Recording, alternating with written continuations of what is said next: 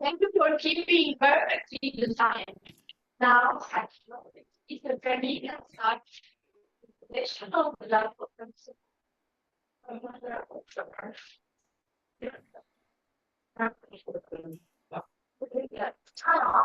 so the next just means that yes. Because the presentation is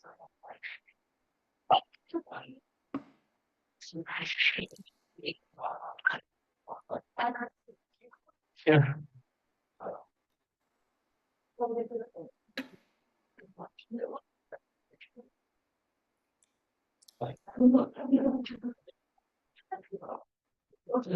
Yeah, thank you very much for this privilege and thank you for the opportunity.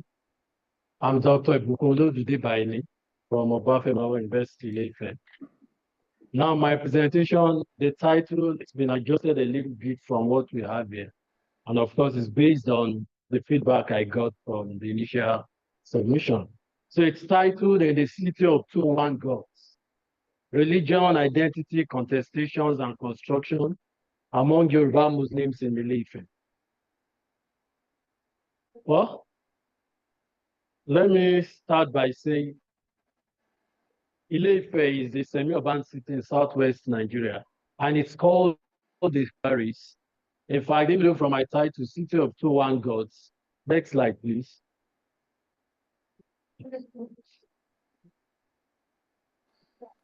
Well, the City of Two One Gods actually coined from Olupon of 2011. And then they named Ife the City of Two One Gods.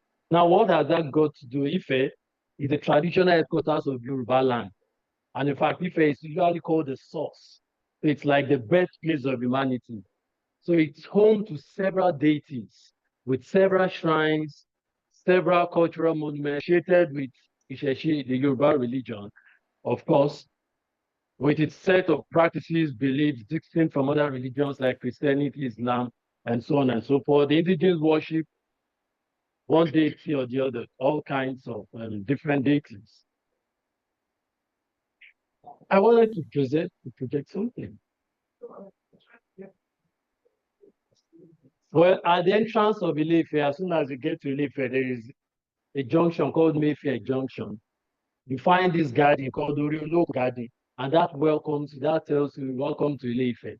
So clearly from that, you get a sense that Ife is traditionally associated with the Yoruba indigenous religion. However, there are two other religions, Islam, Christianity, also have a large chunk of followership. So within Ife, you find a kind of multiplicity of religion, despite the fact that the Yoruba religion is key, central, several shrines, several cultural monuments across the city. You find them everywhere. Yet you find mosques, you find churches in Ife. So again, there is a mosque I wanted to project for you to find. There is another one. Unfortunately, it's not coming up. Well, the focus of my study, I want to look at, yes, Ife has a kind of multiplicity of religions, like I said, but we have Muslims, we have Christians. So I want to look at the Yoruba indigenes who are from Ile-Ife, who are Muslims. How do they view the Yoruba religion, especially when it comes to identity? So I'm trying to look at if we find the Yoruba religion, shrines, monuments scattered all over the place. So when you have a Muslim, so how does it try to oscillate between its religious identity and then the ethnic identity? Because if you are from Ife, there is no way you always find and then see all kinds of shrines and cultural monuments across the city. So I want to look at how religion, Islam, how it affects the view or perception of the Yoruba religion, which is the dominant religion in the city. Like I was trying to say, the ancient city of Ile-Ife, there are several, it's known as the cradle of the Yoruba race, and it's seen as a legendary source of humankind. is considered to be a holy city of deities. In fact, the city has, it's called the pantheon of 201 deities. And so the city has the Yoruba religion setting. The worshippers of these deities are bound everywhere. And in fact, foreigners even have to come to Ife to offer sacrifices to these deities. Some of them, Olokun, Oluorogun, Yemo, Oromiyan, Obatala, Morimi. And when you look at Ife, you find them at different junctions. You have the Opa Oromiyan, it's the monument. You find Morimi, Morimi Shrine, Yemo Shrine, Oromiyan Shrine, and all over the city. So these are, of course, occupying several spaces within the city. Yet you have mosques, you have churches. So when you have a kind of multiplicity of religion, then of course, everyone is not careful. There tends to be kind of contest. That is what I'm looking at, the contestations about identity that starts from within and eventually manifest in the outside. There are several festivities in Ile-Ife. Now, the chief one is Olojo Festival. And Olojo Festival is a well-known festival in Ile-Ife. When it's time for Olojo, it unites everybody. You find Christians, you find Muslims coming together, everybody. So there are several shrines, several places of worship. Of course, some have become cultural monuments for tourism purposes. I mentioned Okim Ogun Shrine, Udua Shrine, Okwaromi, and so on and so forth. Now, about identity. Well, I don't want to mention there are different types of identity in the literature. You have personal identity, you have social identity, you have ethnic identity, you also have religious identity. So my concern in this work is to look at the alternation between ethnic identity on one hand and the religious identity amongst Yoruba Muslims who are from Ile-Ife. My theoretical framework is the social identity theory, propounded by Cadwell and Turner. For the sake of time, I'll just skip that. And then my methodology is the mixed method approach conducted within 8 month period between February and September 2023 in Ile-Ife. I administered a questionnaire, and then I also did in-depth interviews, and then I also, of course, non-participant observation at different sacred sites in Ile-Ife during festival rituals and during the celebrations. I wanted to check to see if the Muslims would participate in the Yoruba festivals. Well, my key findings, the demographic characteristics of the respondents, well, let me skip that because of time. I just move on straight to what I want to find out. What is their preferred identity between religion? They are Muslims, yet they are from Ile-Ife. So you have a religious identity on one hand, you have the ethnic identity on the other hand. Which one do they prefer? And I want to see how one influences the other, or which one is dominant and predominant, and how we construct the identity, and ultimately may lead to identity contestations, and in fact, spatial and even geographic contestations also. Now, I discovered that 80% of my respondents affirmed that their preferred identity was their religious affiliation. Ask them, who are you? They'll say, I'm a Muslim, rather than saying, I'm from Ile-Ife or I'm Yoruba. So 80% of them prefer their religious identity, their religious affiliation over and above their ethnic identity. So this affirms a very strong influence of religion on identity choices. They would rather be identified as a Muslim rather than just being Yoruba. So what do I find here? There is a boundary between religion and ethnicity, and it's broadened. They would rather stay on the point of being a Muslim rather than being just Yoruba or from Ile-Ife. I also went out to find out the level of their involvement in these Yoruba cultural festivals. And what I discovered was that majority of them, 93.3%, responded that they do not and will not partake in cultural festivals. Well, that got me interested, and I was trying to know, why wouldn't you participate in the Yoruba festivals, in these cultural festivals? And to a large extent, most of them tagged it as evil. So I went further to find out why. And these were some of the responses I got, which showed their perception of the Yoruba religion. The first respondent said, because it is haram, in my religion. In other words, engaging in traditional festivals is haram, a kind of sin or transgression or whatever, it's forbidden. Now, someone else said, because I'm a Muslim and my religion does not allow me to bow others except Allah. So, in other words, bound to other gods. Someone else said, God said we should not have partner with them, have partner anything to do with the religious festivals. Someone else said, my religion does not allow or permit such. Another respondent said, because I'm a Muslim, the oneness of Allah is enough. Another respondent said, I don't need it as a Muslim, following the code of conduct of Islamic religion. So this deep-seated perception of the Yoruba religion, despite the shrines, the monuments scattered around the city, because of their religion, which according to them forbids them, they think they should not and will not get involved in these religious and cultural festivities. So my discovery is that religion is at the core of the identity of the Yoruba Muslims, as shown in their perception.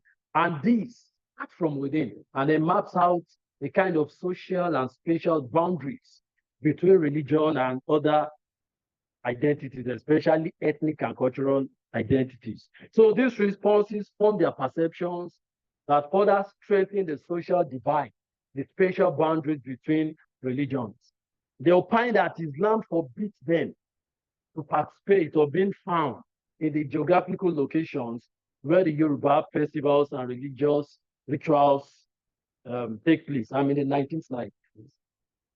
So as a result, they must stay away from the locations where the rituals are performed. Now, I also saw some form of identity mix. Now, this is a response from somebody who said, I value my hometown, so I can't disregard anything pertaining to my town. And also, Islam doesn't permit such. He values his hometown. He values the culture. But according to him, my religion, Islam, does not permit such. So it's a case of a respondent who find it difficult to choose between his ethnic and religious identities, caught between two opinions and does not really know which one to fall back on. I also discovered some forms of what we term, well, syncretism. At this point, you find religious boundaries melting away. Now, what do we, because I also discovered within the palace, there are high chiefs, there are Muslims, yet they get involved in these traditional festivities.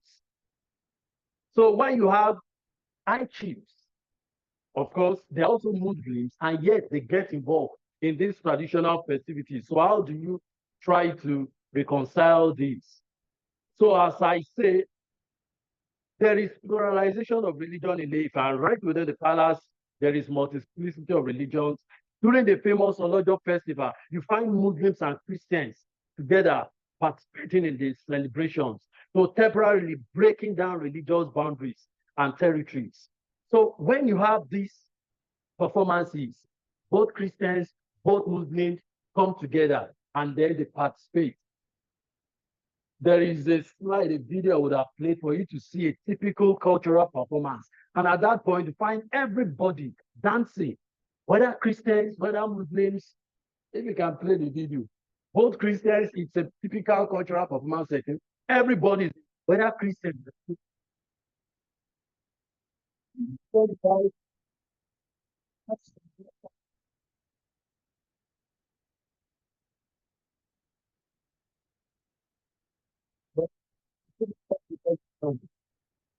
so because of the sake of time, so when you have this kind of cultural performance, so at that point, the boundaries melted. Everybody comes together, Christians, Muslims, Yoruba indigenous worshippers, and then you find all of them. So my conclusion, the presence of multiple religions in the geographical space called the Ife creates room for the plurality of identities, which are often negotiated and even contested.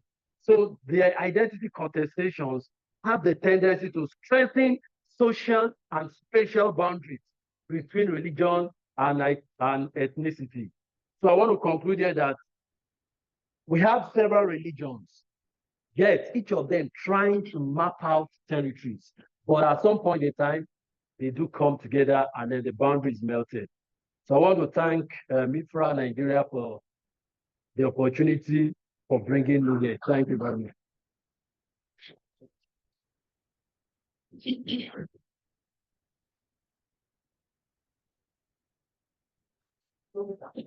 Thank you for choosing the diver again, really. And again, slide. Even though I think one will show us some picture about the PowerPoint. This is a lot of work.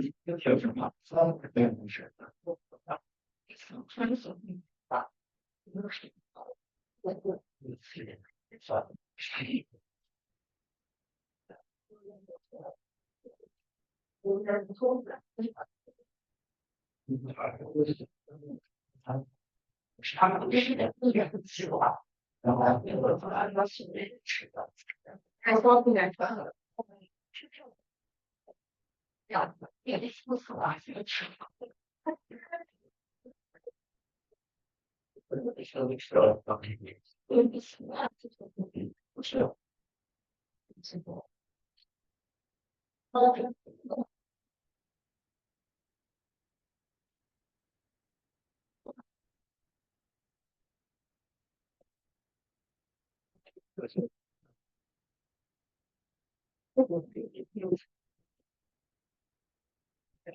God. My name is Kevin. So the same of I want to tell Nigeria on the actualizer on this conference. The title of my presentation should I would like to present how religion as a shape indigenous houses of people. On my right, it's an ongoing research. 102 houses are surveyed in Ibadan Interland, and interestingly, they all have same thing in common. But for the sake of this presentation, I'm going to really dwell on one of the houses for the presentation. Ibadan is an agglomeration of several Yoruba ethnicity, which actually started off as a war camp, Bidogo, after the fall of old Oyo Empire. The migration saw the movement of the people's way of life, religion, the indigenous method of house construction, as well as family configuration. Ibadan, just like every other Yoruba town and city, is highly religious, which accommodates religion within the house. Ibadan was composed of several idile, which is lineage, and this lineage, they all reside within an agboolé, a compound. And on my right, the typical agboolé, the compound system of Yoruba indigenous house. Rooms on my right is the typical Yoruba compound, agboolé. There is a central courtyard with rooms centrally placed centrally along the courtyard. The courtyard usually contain family ubisha, and sometimes some of the rooms would have one or two ubisha, which make this room inhabitable by any member of the family. For this type of houses, ancillary facilities like kitchen, toilet, and bathrooms are usually relegated to the back of the house. The Yorubas also believe that there are some Orisha that live in other realms, especially the Egunguns. So they situate some of these Orisha within the forest, and these forests are protected by taboo, and this has always kept all of this in place. Only the initiates are authorized to enter some of these groups. We had Igbo Ifa group, Oshun group, Egungun group, Igbale. However, there are external influences over the years. The first one was the British colonialists. When they came, they needed land for infrastructure. So in the bid of having more land, they cleared some of these groups, and in so doing, they demystify this group. So the people now saw that the groups is not that almighty that they used to claim. This also led to looting of some of these Obisha and Egungun regalia. The European colonialists also introduced plotting system. Also into the planning, they introduced building new building material and new building technology. Also, another significant influence are the Brittonists, especially the Saros and the Agudas. The Aguda are the emancipados, those ones that came back from Portugal. Many of them, before they came back to Nigeria, were skilled construction workers. They were, when they came back, they started introducing a new trend of architecture, the Afro-Brazilian architecture. They moved away from having on ground floor, having multiple rooms spread on the ground floor to having a multi-level houses. A typical one, a floor plan is on the left side. This is a typical Afro-Brazilian floor plan. Rooms are located on both sides. Here too, auxiliary facilities are also relegated to the back of the house: kitchen, bathroom, and toilets. Below that one is a typical Afro-Brazilian SAD.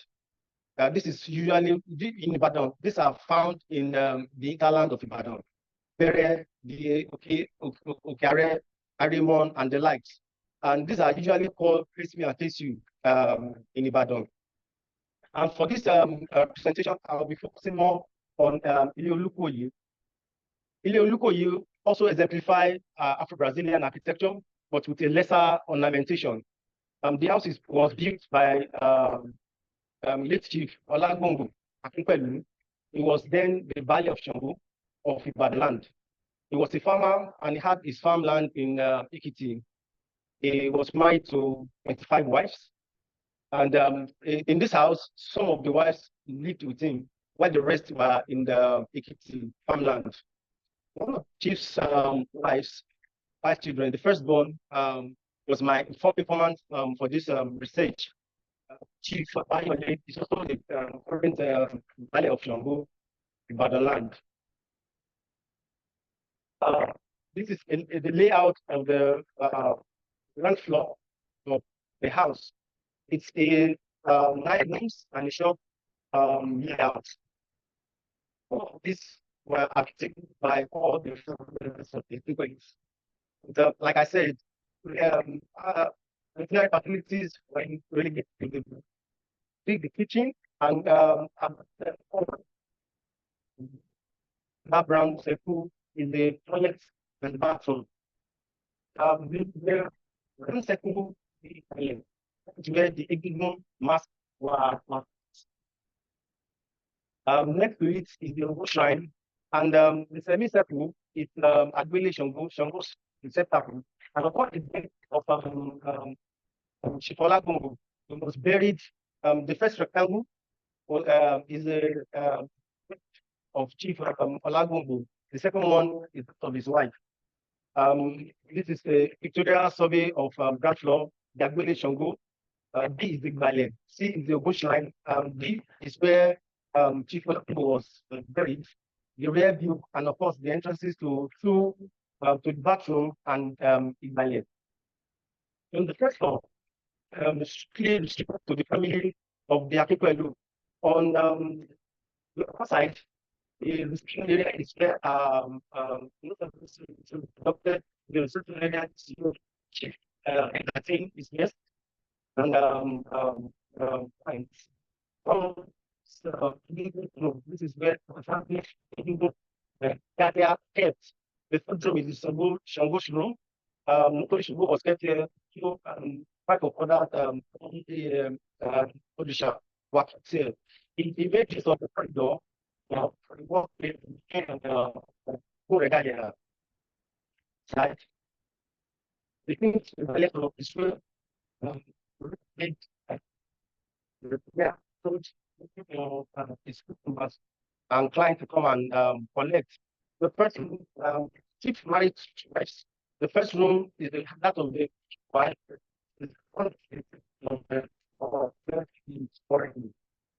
We can see also the reception area, where chief makes regalia. The third one is where chief uh, family the fact of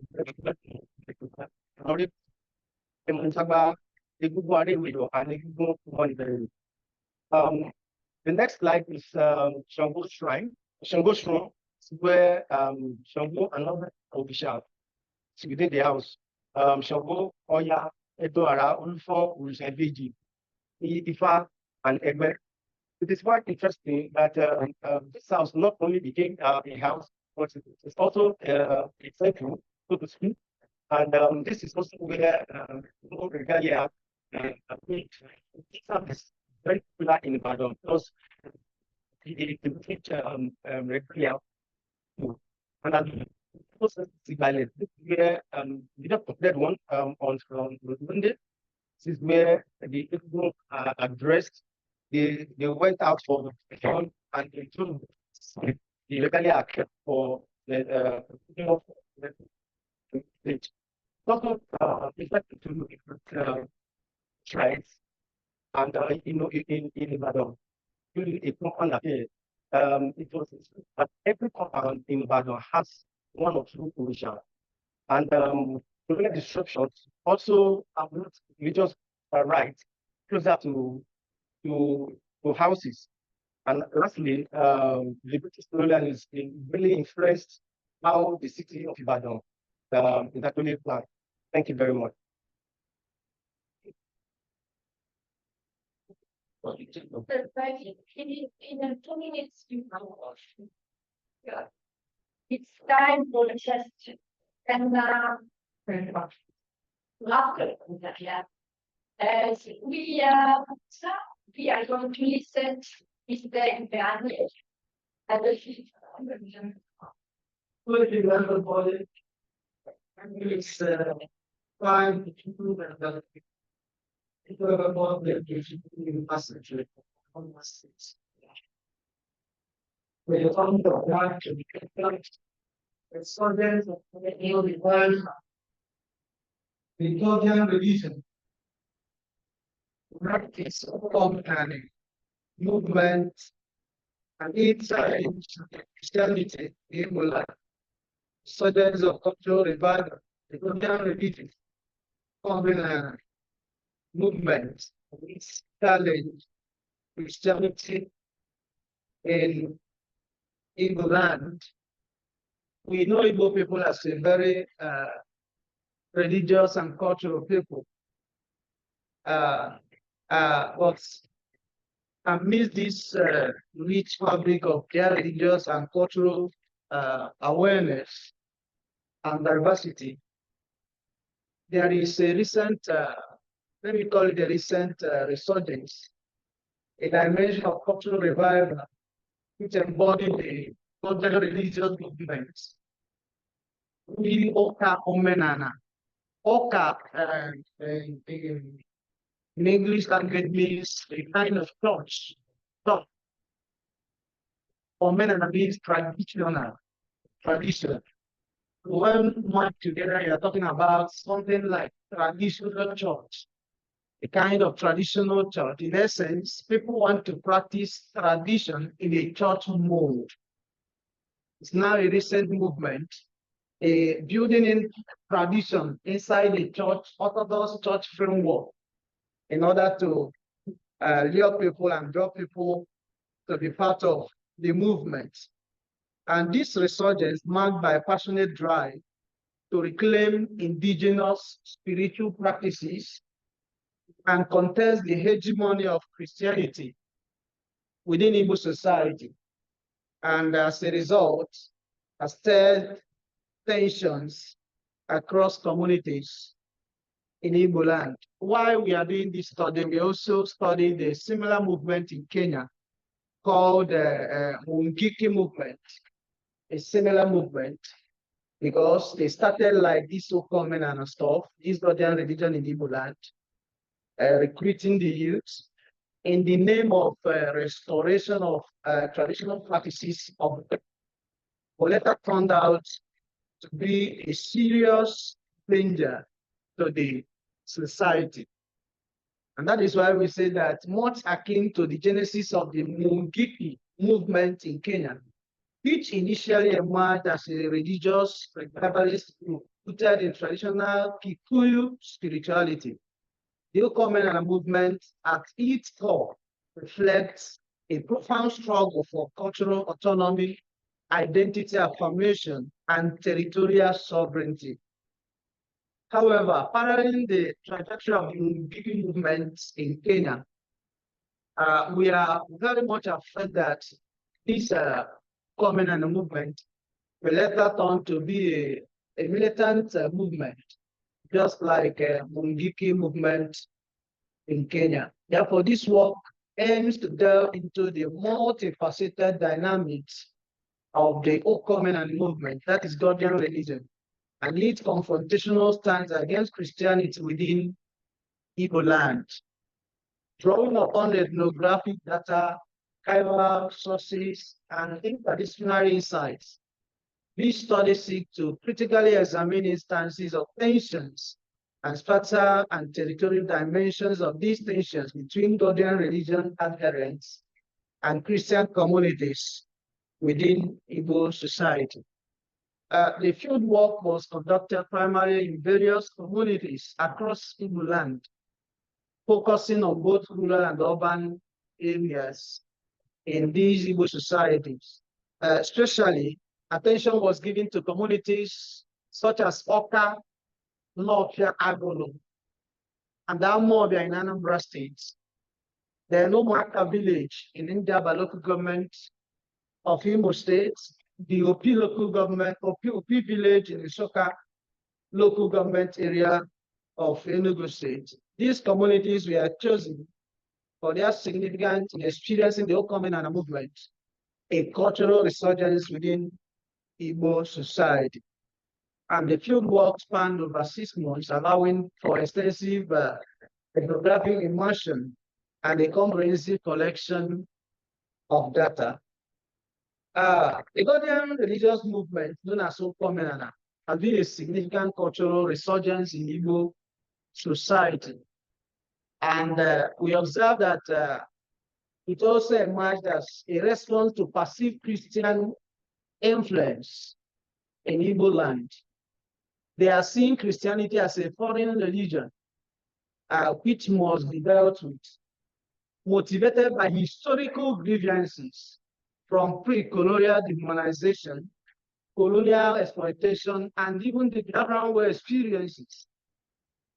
They saw religious Christianity as a political tool of oppression, and thus advocates for the claiming of indigenous spiritual practices and the ancestral lands given to the Christians while they came initially. And Okomenana has gained traction, especially among the younger generation, both men and women, seeking cultural identity and spiritual fulfillment. Okay, well, the ideology of this movement is deeply rooted in safeguarding against perceived Euro-Christian influences in Igbo society. You see many of them online. They are saying that Christianity is a scam. They don't believe in Christianity. They are not just saying it, but to some extent, they are becoming too confrontational to Christianity also. That's our observation.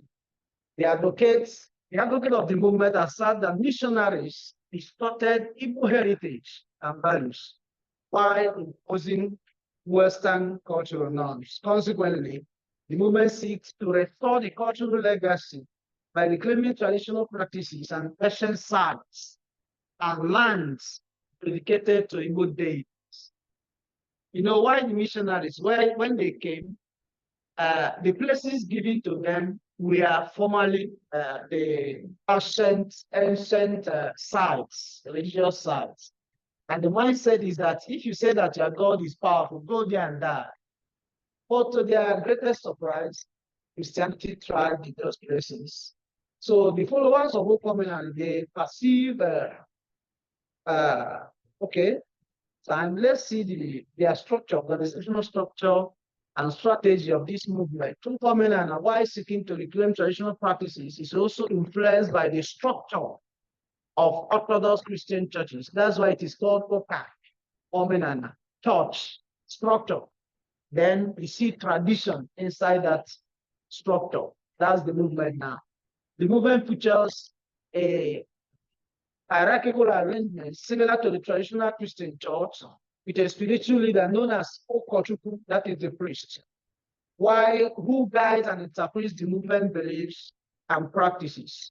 Community members actively engage in rituals and activities supported by the Council of Elders, acting to the church committee. That's their structure. Okay, let's see the tensions and conflicts. And that's the focus of our work. We said that the resurgence of this Covenant movement has intensified tensions within Christian communities across Igbo land. And these disputes manifest in various forms, including physical confrontations, property disputes, and legal battles, highlighting deep-seated animosity between the two religious groups. I've said that historically, some of these lands given to the churches were given to them to go and die, but they succeeded. They built churches, they built hospitals and schools. And because of that ancient mentality, some of these lands were not duly registered by the church. So when these guys now observed that these lands were not registered by the church, they started encroaching into these lands, taking part of them to do their cultural revival, building their own churches in quotes, but practicing their traditional spirituality. In Anambra State communities like Aguru, the church confronts physical clashes and legal battles with Okomenana affiliated community members who encroach on church lands. Examples include over 10 plots of land at Aguru Grammar School. I happen to serve in that land, and I followed the case of over 10 plots of land in that school. The school were built by the church. Okay, at Nkwele Sunaka in Anambra State also, they pulled down a church. That's a confrontation, serious one, in Oyolo at Nkwele Sunaka. And you see similar cases throughout Igbo land, in Omaka village, in Indiaba local government, in Imo State. You see the same aggression towards the church, labeling Christianity as a scam and threatening to reclaim all the land given to the different church denominations by their forefathers, claiming that ancestral ownership of this land. We go to P village in Soka, see similar things happening. And we are saying that a critical attention should be given to this movement, because our fear is that the way they are going is the same way the Mungiki movement started in Kenya, which is now becoming a very serious issue, taking lands and claiming ownership and doing all sorts of things and becoming a social menace in that society. This research has explored the resurgence of Ghanaian religion movement in Igbo land, emphasizing its confrontational stand against Christianity and the resultant tension over land and special control. The movement's ideological foundation, rooted in reclaiming Igbo cultural heritage and challenging perceived foreign religious influences, underscores the significance of space and land as critical battleground in asserting religious and cultural identity. Without space and land, no religion will claim to have a hold in the society. In short, for instance, in the Middle East, you see what is happening between the Palestinians, between the Palestinians and the Israel. It's an issue of the land. That land is sacred to both religious groups, and it's very critical. It's a serious battle for control. That's why when you see a church, the language of the church is we plant a church. When you plant a church, it means that so you have taken a territory, you have taken a land. So land is very critical as far as religion is concerned. We go to the northern part of Nigeria. You see the Boko Haram Islamic fundamentalist movement trying to lay hold on land. So we are seeing in this research the essence of land as a battleground in asserting religious and cultural identities. And throughout Igbo land, conflict between Okomen and adherents and Christian communities are apparent, primarily centered on dispute over historically significant land. These disputes are not merely legal or economic, but are deeply intertwined with issues of identity, very critical, sovereignty, and the preservation of cultural heritage. The movement demands for the restitution of land traditionally held by Igbo ancestors reflect a broader narrative of resistance against colonial and missionary impositions that reshape local landscape and religious practices in Igbo land. Moreover, the tension observed highlights how special claims and territorial disputes serve as visible manifestation of deeper ideological struggles. The physical confrontation and legal battles underscore a complex interplay between cultural revivalism, socioeconomic grievances, and religious authority. The symbolic value attached to contested lands, once sacred to Igbo deities, and now housing Christian institutions, symbolizes the broader contestation over religious legitimacy and cultural autonomy. However, research questions emerge regarding the socio-economic motivation behind land reclamation, the strategies employed by both religious groups in negotiating conflicts, and the implications for the interfaith relations and social cohesion. Thank you so much.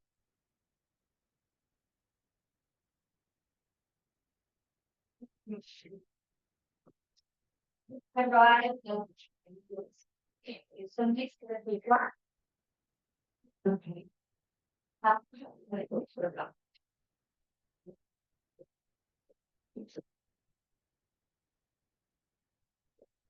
So thank you very much for having me.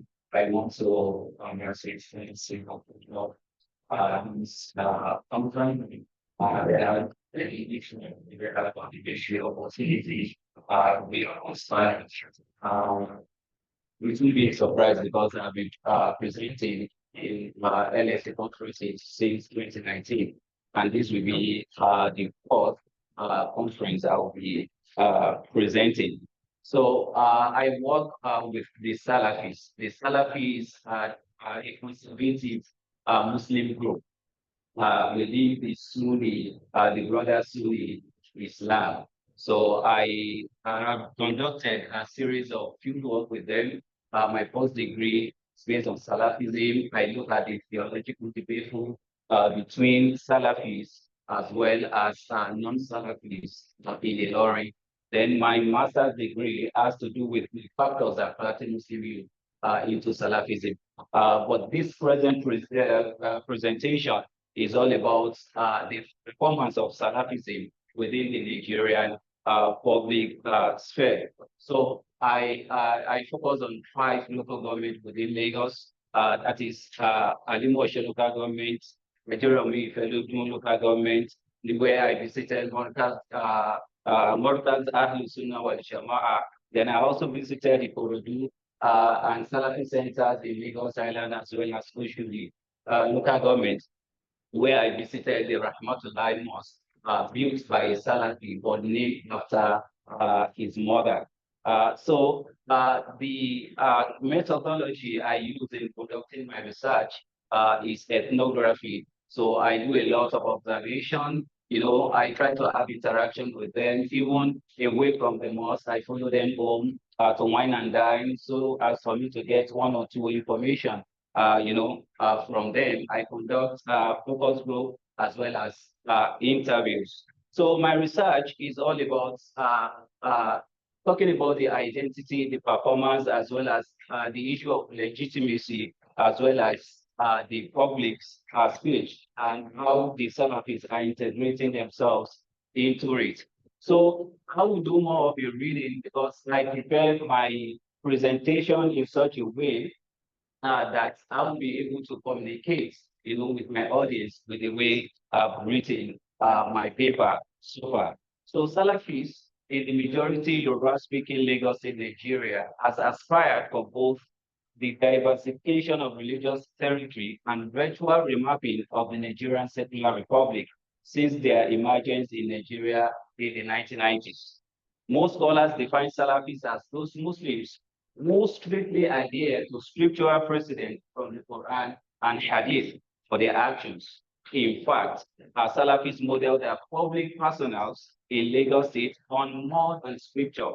They do so in the context of a religiously plural democratic republic characterized by open, sometimes contentious deliberations. So in this paper, I explored the issues among different Salafi communities over how they engage the Nigerian public sphere.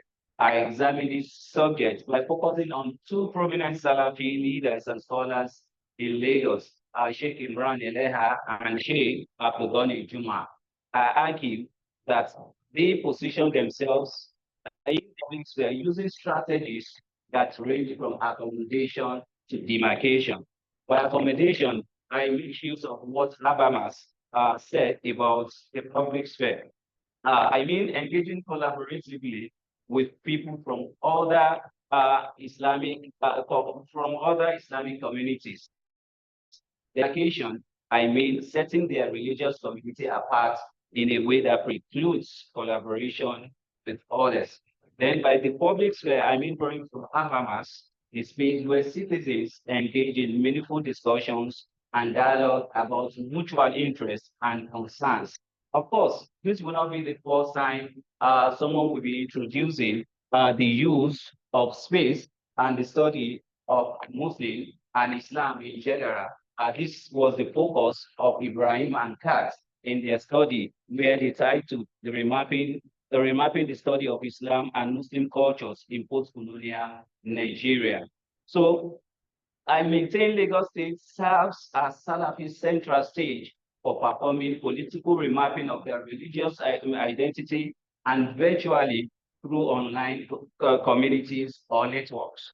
Salafis are minority within the larger Sunni Muslim communities in Lagos State with an active presence and participation in public life.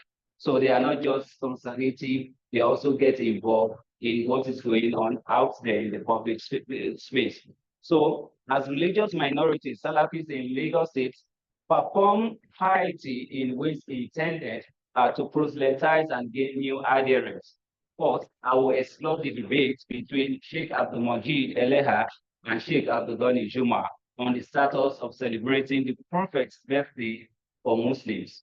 And this is what I will call bid'ah, and I will explain what I mean by the word bid'ah. And interacting with non-Salafis, that is making use of a concept known as love and Nizaboa for the sake of Allah, and wala wal bara in the actual term it is taught. So a profound distinction between Sheikh Eleha and Sheikh Juma involves celebrating the Prophet's birthday. Non-Salafi Muslims mark the occasion with an all-night vigil. They invite scholars from their communities to discuss themes related to the Prophet's life and how it serves as an example for theirs in various domains, such as economics, education, health, politics, and Islamic practice. Participants also chant poems, praising the Prophet, inviting musicians to perform, and they share meal at around midnight. They also cut and eat a birthday cake in honor of the Prophet. These activities, of course, trigger a range of reactions among Salafis. Although Eleha objects to musical and birthday cakes at the celebration, and he will not celebrate Maulid Nabi either, but he does not quarrel with Muslims who celebrate it. He traces the tradition to the centuries after the 5th century of Islam, and notes its approval by notable Islamic theologians, historians, as well as jurists, such as As-Suyuti, Al-Jawzi, and Ibn Hajar al-Asqalani. These scholars consider celebrating the Prophet's birth a good innovation. That is Bid'ah Hasana. Bid'ah in Islam, the word Bid'ah in Islam means something newly introduced into the practice of Islam without previous examples from the Quran and the Hadith. So for Juma, Juma is the one, no, take it back. Juma, take it back. This is Juma. This is the person I'm referring to. So for him, he believes Maulid Nabi represents a violation of Islam. He finds no precedent for the practice in the Quran or the Hadith. Thus, he considers this a heretical innovation. He argued that the Prophet warned Muslims to get involved in innovative practices that can take them out of the fold of Islam. And Maulid Nabi remains one of those practices. In one of his comments on this subject, Juma says, just as Imam Malik, that is a theologian, a well-known theologian in Islam, is quoting him, that the prominent Muslim theologian and founder of the Maliki school of thought, in one of his advice of his students, warned that whatever is not part of Islam during the life of the Prophet cannot be introduced today. I am certain that if Imam Malik resurrects today and is asked to rule on the permissibility of celebrating the Prophet's birthday, he will surely disapprove. He further gives the reason why Salafis like him will always condemn the celebration of Maulid Nabi in the following terms. We condemn Maulid Nabi celebration because those who celebrate it regard it as a religious practice. And we know the relationship we all have as Muslims, we all share as Muslims with the Prophet is not a blood tie, but a relationship based on religious ties. Therefore, we must clarify all forms of ambiguities connected to this tie we share with the Prophet. If they had said it is a cultural thing, it would have been a different discussion. But their claim that it is a religious practice complicates the matter. I will now proceed to the second disagreement between these scholars. The debate revolves around interacting with non-Muslims.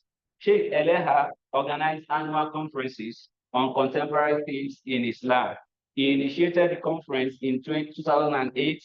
Recent themes which he discussed includes in 2020 religious renewal, in 2022 sensitivity to differences while proselytizing, and in 2023 issues in Islamic law. Every year, Elia hosts the conference on the week that overlaps with Christmas. In 2023, the online publication Muslim News Nigeria captured Elia describing the goal of the conference as follows. Our conference is to discuss issues of differences in opinions, and those we differ with have to be present. That is why I invited everyone, regardless of their ideological affiliations.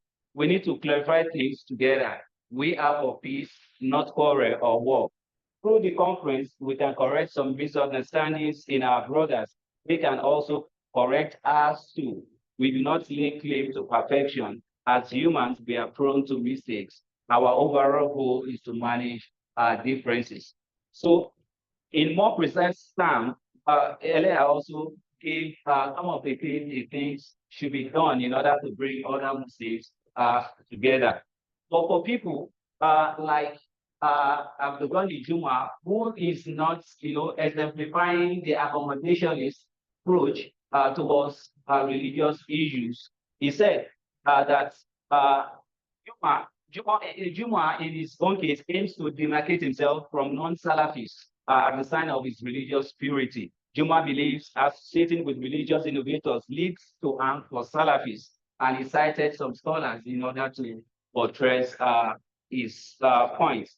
One good thing is that when I met with both sides, I'm not just meeting with these two personalities, I'm also meeting with their followers.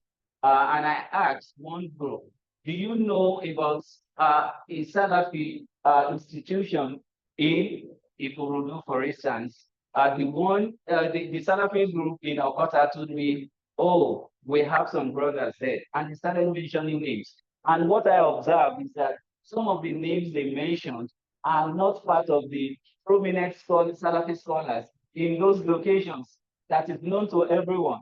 Then when I got to the other side too, I also asked them, do you know of a Salafi institution or centers around this location? They also told me some names, but this is quite different from those notable and prominent Salafi scholars I know of and some other people know about.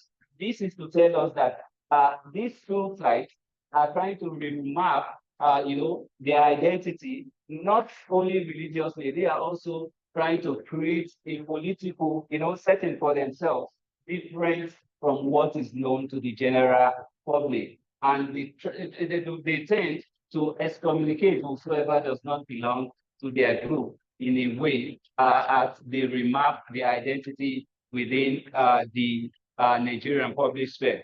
So in this paper, I have identified and analyzed how represents two Salafi ways of performing their religious identity within the Nigerian public sphere. I have also identified the third strategy, which I'm not allowed to, to discuss because of time, and that is that of Musharraf and Yoruba, the one who does a kind of healing, virtually. So minorities, these Salafi scholars position themselves along a continuum of strategies for the purpose of interacting with the Nigerian public sphere, and they are remapping their religious and political heritage in Lagos State. So, these are more than scripture itself, they perform their religious identity. Sheikh Juma, for instance, who demarcates himself from non-Salafis, nonetheless participates in the public sphere because it debates some of these issues within the public sphere. And this is open with a particular audience in mind. Likewise, Eleha, who also accommodates non-Salafis, does that in the open in order to network with targeted groups beyond its own Salafi community. So this perspective affirms my claim that Salafis are not a homogeneous Islamic community and that there is disagreement among different Salafi groups on the best way to approach the Nigerian secular public sphere, while they are also disagreeing about their religious network within Lagos City. Thank you.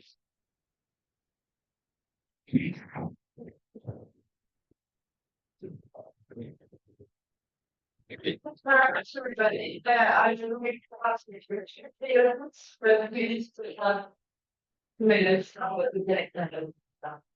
But the next question for all of us. That's fine. Now, one of the previous excellent books, and then maybe the value this and such. Okay, please. And how about people to see the thing? Sorry. Thank you very much. I took back today with the last presenter's presentation, the issue of Salafism. But I really didn't hear anything about maybe their culture, their mode of dressing, so that people, layman like us can easily recognize them when we see them. Because of course, we have some Muslims who wear trousers that, has to be halfway. That's their culture, and they say it's about their religion. So please tell us more about their culture so that we can identify them when we see them. Thank you. All right, thank you. My question is with Dr. Olaruwaju. All right, I would like to appreciate your presentation. And then Dr. Olaruwaju, and have your attention. Thank you. People call you yes. Thank you. I'm sorry, but all right. You've made mention of religion and the culture, if correct. And then my particular question is this. Your respondents, did you get them from festivals? So the thing is, first of all, let me address the different you have a move with you, and they said they are Muslims. Okay, so I think we refer things then depend on what you're asking from what we have here. You can't be asking what their religion was. You just ask them who they are. Try that me, like this is the first time you are you want to tell you I'm a Christian. I'm going to tell you my name. Gina, yeah. Yes, I'm going to tell you my name. I won't tell you, I won't go straight to tell you my religion. So I think you ask them what their religion is. My assumption anyway. They give you. And then click on what actually to respond. Did you make them present for you make them happy? Really up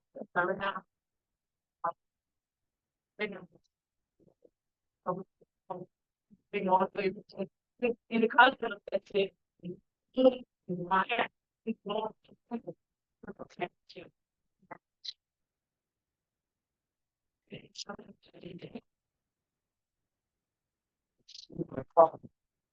Not for the book presentation. Directing my question to Dr. Olariwaju. So directing my question to Dr. Olariwaju. So when we're trying to discuss your position, your paper, you identify when you were talking about the room where the people are kept. Then you mentioned the room where Shango and Edwara. So you are the question about separate days and Edwara from your presentation. I want to get something clear because if you talk about Shango, we know Shango is associated with thunder. And the bad news is that when there is thunder in line with Shango, that's when we have Edwara. So then how can we now, maybe probably from the findings, how can we now, at least in a way, action are different entities, and at the same time, Edmara have different entities. That is what I'm not clear about. Thank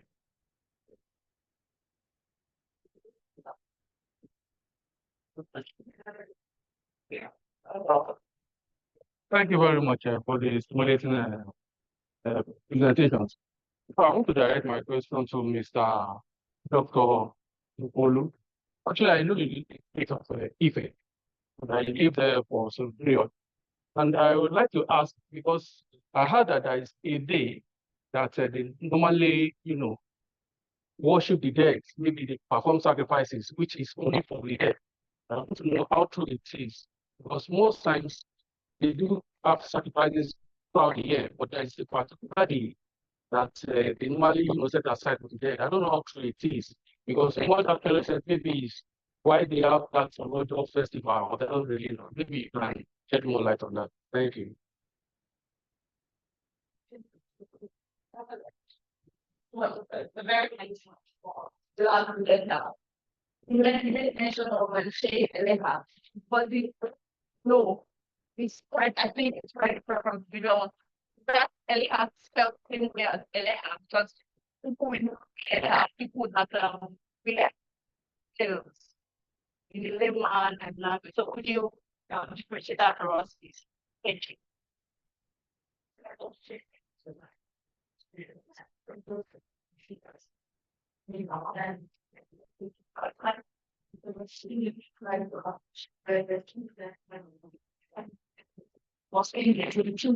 you very much. And your approach is mostly in the story of conclusion, and I think it's like really the strength of our presentation, how the land can be a mean to exist and to claim a very specific identity for the Gaudian movement. So if I don't say the name, it's going to be but I was also wondering, it's kind of paradox because you see that these movements just around at around at the that they wanted to contest Christianity and its fundamentalist roots. But what I wonder is they call themselves also the Gaudian movement, they call themselves open, right? So like church. So they take like a Christian name to themselves. They also contest Christianity. And I found this paradox quite interesting. Maybe you have some other things to say about it. Thank you. maybe we'll start with all the answers. With one, you start. Okay, thank you. Okay, yeah. That is me. So thank you very much. The first question I asked, what's the mode of dressing of a Salafi? Said they are conservative.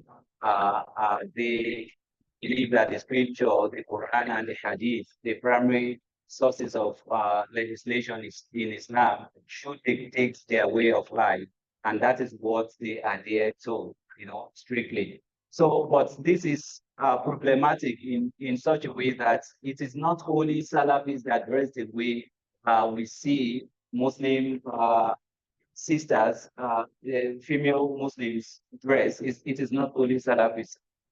In Yoruba communities here, you see people calling them Tabligh. These are the Tabligh people. But Tabligh, even the Salafis are condemning the Tabligh, for what they do. So it is somehow complicated. You can't just know it by the mode of dressing. Because when you get to some places within the north, Sokoto, for instance, because I served there, and you see someone wearing the full regalia, and you see such a person in the beer parlor, you think, oh, do you find halajas, doing the same thing? So that is their own culture. That is the way they dress. That does not determine what their religious identity is. Some of them are not even concerned about the religious implication of their dressing.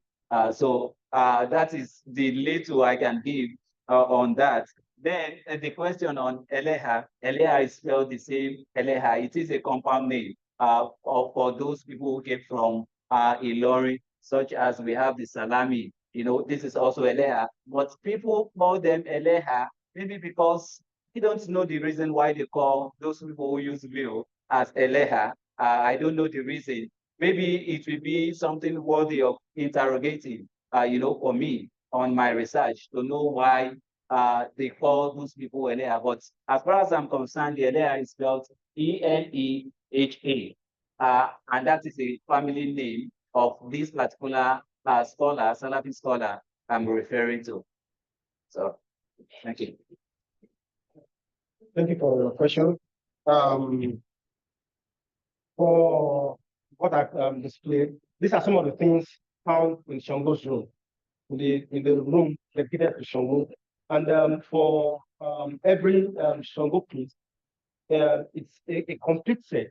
You'll find Oshe Shango that look like axe. Edwara is part of what a Shango priest has in his house.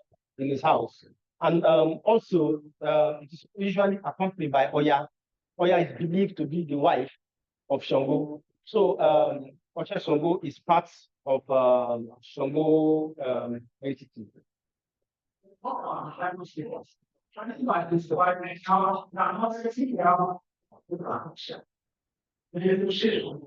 Yeah, it's not Richard. Edward Wright is too, it's not Richard.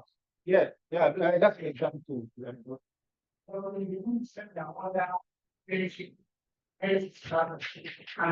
Okay, for the reason why, all right, the reason why I took the picture of that is that all the Shango priests I visited during the course of the field work, and this is where I have this type of Johara. In other places, it's just very small piece of stone. But here, you have it in a very like, probably because of the fact that it's the ballet. Thank you.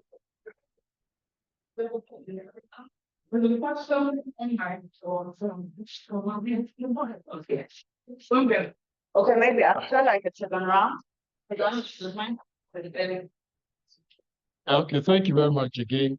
She's asking that one, what questions did I ask and where exactly? Let me start from the where. Well, if you look at my methodology, I administered the questionnaire. Then I also did in-depth interview. Then I also, of course, did non-participant observation. Now, for the questionnaire, if I purposely went to the Leaf, a central mosque, on a Friday Jumat service, to be sure all of them are Muslims. If I recall, I'm a Christian, so I disguised as a Muslim, went into the mosque and then learned how to do the normal Islamic prayer just to be able to associate myself with them. So they were Muslims. Then one I had listed quite a number of. I wanted to get those who were live in the dates. So after that, I sorted them out, then focused on those of them who were live indigenous. So to be sure they were all Muslims. That's for the questionnaire. For the interview, well, I did some in the palace and then also outside, some within the mosque premises. But for the non-participant observation, it was clearly during Olodo Festival and then some other Egungun Festival and then some other cultural festivals happening around. So that is the where. Now, the what? I actually directed the question to them that if you are asked between who are you, would you rather say I am a Muslim or I am Ife indigenous? So I put it, I wanted the very clear, straightforward answer. Now, if I meet you and ask you, who are you? Out of those two options, which one would you prefer? So I believe their first choice, their first response actually shows which of the identities they prefer. So that is for the what. Then the user, which day is not for sacrifice? Well, there are a lot of controversies over this. If you look at Ife anthem, I don't know whether you are familiar with it. Ilé Ifẹ̀ ní orírun ayé, inú Oòduà bàbá Yorùbá, Èdùmàrè tó dá wa sífẹ̀, and so on and so forth. Yes, then there is one line, ọ̀kan lé nírú irúnmọlẹ̀. So actually, that's from Irunmu, which is 400. So there was this argument like 401. So when Olukwano came with the idea of 2-1 gods, so there was this, which is from the anthem, it happened 4-1. So it should be like a city of 401 gods. But Olukwano is saying 2-1 gods. So there was this back and forth. So he now got it clear that look, it's not actually the number, but it's a pantheon. The pantheon is like a group of gods. So it's believed that if Ife is the origin of human race, so it's like a conglomeration representing the entirety of the number of gods in the entire Yoruba land. There are gods representing different aspects of life: sea goddess, water, fire, air, and so on. Then everything encompassing. So there is also the saying that in Ife, every single day, a sacrifice is being performed. And then there is an addition that only the Oni of Ife knows that day, except one day. That I can't tell, and in fact, no other one can tell except the Oni of Ife knows that particular day that sacrifice is not being performed in Ife. Well, I spoke with some of them in the palace, some of the chiefs and the priests, and it's a kind of something secretive. I don't know whether it's true or not, but it is believed that only the Oni of Ife can tell that one single day that sacrifice is not performed in Ife. Thank you. Okay, you were asking the reason why, even why they have adopted the Christian name, they are still fighting the Christians. That's part of the contestation because etymologically, the word church has no direct meaning in Igbo language. The word church, we have two words for church in Igbo language. One is Nzuko. Nzuko means coming together. Then coming together like a meeting. Okay, then the second one is Oka. Oka comes from the word discussion. Oka, Ekalioka. So as we are now discussing, in Igbo language, it means Ekalioka. Come, let us discuss. So the word Oka means that people come together to talk and to discuss. You can say, for example, I'm going to a church. Christian church. I am going to Oka means that I am going to a place where people talk and interact. Okay. Because That's also a place. It's what I mean. yeah, So it's also a place. It's what I mean. yes, it's so a place, it also means what they are doing there, the action and the place. You understand? So they are not saying if these people are saying that they are church, they are okay, they are coming together to talk, we ourselves, we can still come together and gather and we'll be talking. And that is part of the contestation. It's a kind of competition. So they are not, instead of gathering to do what Christians are doing, they are now gathering to do what their forefathers were doing. That's It's like the description of the Christian. It's the description, the church has been first popular, the kind of popular, bringing the shrine. You know, what we do, it is a common Indo traditional practice. But you mentioned a movement in Kenya. You mentioned a movement there. Yes, mobility. Yes, In Central Africa, you have a church like that in Congo, yes. which called a Zephyran church, something like that, and it's exactly the same. The hierarchy is like Christian hierarchy. Yes. The building itself is like a church. They have like everything, like it's a copycat of a church, but it's not a church at all. Yes. It's like only, let's say, traditional with Yes. religious practices and beliefs. So you have something to compare with. Very interesting. Thank you. I don't know, I think we exceeded with the time. I don't know, the conversation would be very good. Yeah. I'm so sorry. We have a question online. A question online. Yeah. Do we go again? What the thing is about, and every category in Lagos, that is very is by self, It cannot be like that. based on my experience. And it's not much from mainstream instance. Oh. When in church,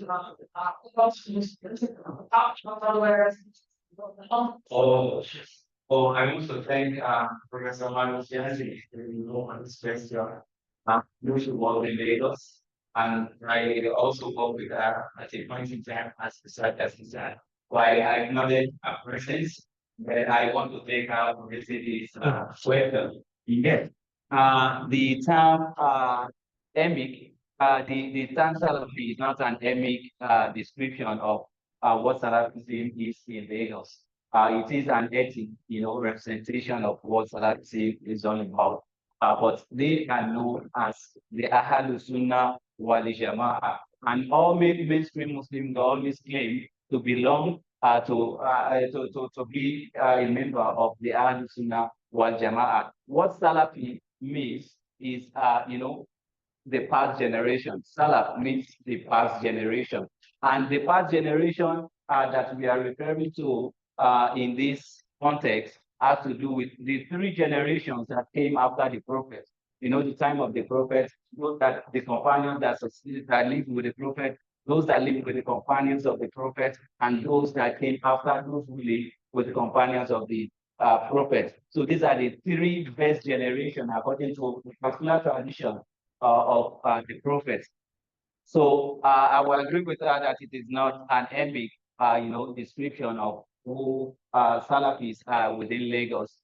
They are better known as Ahlus Sunnah wal Jama'ah. So thank you very much for raising the question, Professor Malus. Thank you.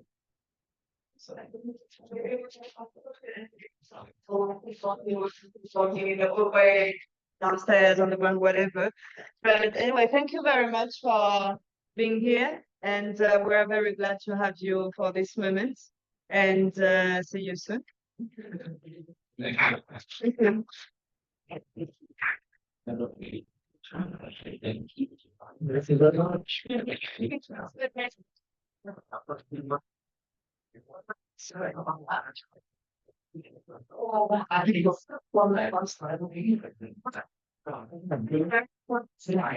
Everybody there?